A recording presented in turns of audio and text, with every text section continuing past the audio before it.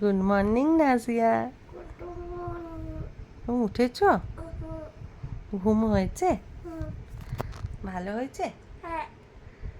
আচ্ছা, সবাইকে good morning বলো তো। Good morning. কটার সময় ঘুম থেকে উঠলে?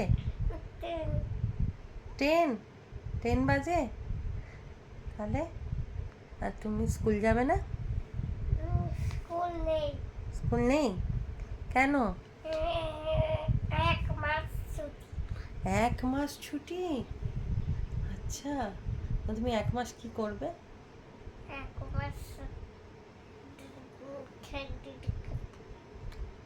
কি করবে 1 মাস?